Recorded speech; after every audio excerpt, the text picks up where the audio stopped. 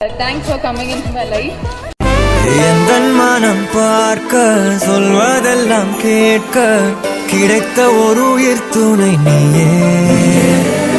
என் சிரிப்பில் பாதி என் துயரில் பாதி பகிர்ந்து நீ அருந்துகிறாயே.